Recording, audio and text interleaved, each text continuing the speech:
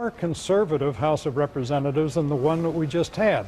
George Stephanopoulos mentioned a moment ago you're watching liberal, moderate Republicans in the North in jeopardy, yet the Republicans gaining perhaps seats in the South. That means that the Republican Party is losing its more liberal members and therefore becoming more conservative. The Democratic Party is gaining tonight because it has now begun to run more conservative opponents, candidates, such as the one who just beat Mr. Hostetler, a gun-toting sheriff in southern Indiana. The governor of Ohio, the governor-elect Mr. Strickland, is a pro-gun candidate, pro-Second Amendment rights. So the Democratic caucus is probably getting a bit more conservative. The Republican caucus getting a bit more conservative. Yeah, I said earlier on World News tonight that you have a bunch of Democrats running who would be very comfortable, Donna Brazile, in Republican suits. Well, I don't know about that. Let me tell you why. They ran really traditional bread and butter campaigns, talking about raising the minimum wage, lowering prescription drug prices, alternative energy. These are issues that are really strong with Democratic voters as well as independents. They may be moderate Democrats, but they're being elected by progressives, they're being elected by liberals, and of course, independents. So which Mark Halperin? You come on in here for just a moment. Our political director, Mark Halperin from ABC News. So which is it? What kind of a Democratic caucus will there be, whether they're in the majority or the minority? Let's see at the end of the day, Charlie, when all the Democratic winners are named. I think there are going to be some who are more liberal. And I think part of the magic of Democrats, part of the good strategy they had, if they pull off a lot of these wins, is in conservative places, they recruited conservative candidates. In some places, they recruited liberals. And in some places, we may see liberals win on this anti-war sentiment who Democrats didn't really think had much of a hope of winning. The Republicans have always tried to make liberal a dirty word in this country, and liberals have tried to make conservative a dirty word. But has it worn off, that liberal label? No, it hasn't. You didn't see too many Democrats saying they're liberal. What a lot of Democrats were able to say is we're anti-war. And so far, in the races we've seen decided, anti-war is as good a slogan as any for this election. All right, Mike Halperin, thanks very much.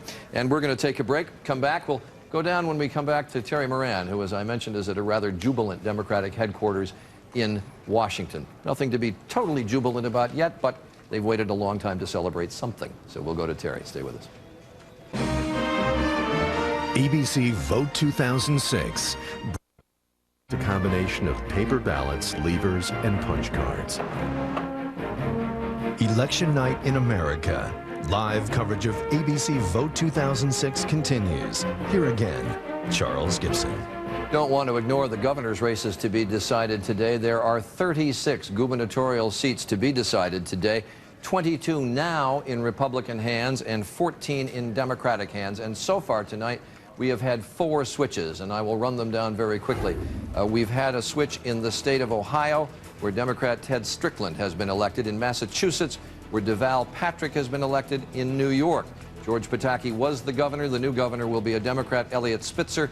And in Maryland, Martin O'Malley has defeated Ben Ehrlich, who is the incumbent governor in the state of Maryland. So that gives the Democrats a +4. There's one House race that I want to talk about in Connecticut. We're not yet ready to project this race in the 5th District of Connecticut between Nancy Johnson, who has served 12 terms in the House, and Chris Murphy. But the Democrats have been hoping to pick up 3 seats in the state of Connecticut, and Chris Murphy is leading, as you can see, with 15% of the precincts reporting. We're not ready to project the race, but we can report that Nancy Johnson has made a phone call to Chris Murphy and conceded the race. So we're not ready to call it yet, but she has. And so it would appear there in Connecticut, where the Democrats are hoping to pick up 3 seats, that they have picked up 1 so far. Now, just very quickly, I want to go to Terry Moran, who's down in Democratic headquarters in the city of Washington. I said, Terry, earlier, you can't put too much into the atmosphere at a headquarters, but the Democrats, I guess, are feeling pretty good. They sure are, Charlie. There's a lot of votes to be counted, but the Democrats in this room, who have so much pent-up frustration after so many defeats, they can feel it. They can feel it, they can taste it, they can smell it. and they're starting to drink it, in fact. These are people, some of whom have never worked on a winning campaign before. And while, as I say, there's a long way to go in this night, they feel this night is going to be different. A sign of that, the House Minority Leader still, Nancy Pelosi, who stands to become Speaker if the Democrats take over, has already made an appearance here tonight. She came out here, the crowd went nuts. It's a clear sign that the Democrats are feeling very confident indeed. And they're going nuts again right behind you, Terry. I've covered a lot of campaigns. There's nothing better than a winning campaign headquarters. And boy, is there nothing worse than when you're at the headquarters of a candidate who's lost. We'll be back. This is an ABC News special. Today, all across America, the people spoke. On Iraq, the war on terror, healthcare, the economy, values. In this close election, with control of the House and Senate in question, who will be making the decisions? And what will tonight really mean for the race for the White House? From ABC News, Vote 2006. Now reporting from ABC News election headquarters in New York, Charles Gibson. And we welcome you back just to bring you up to date on where things stand right now. As we've said all night, the Republicans are defending a lot of Senate seats. The Democrats need to pick up 6 if they're going to gain control of the Senate. So far, they have picked up 3. We'll review those in just a moment. There it is. The Democrats would need to pick up 6 switched seats from the Republicans. They have gotten 3 so far. Let's take a look at which 3 they are.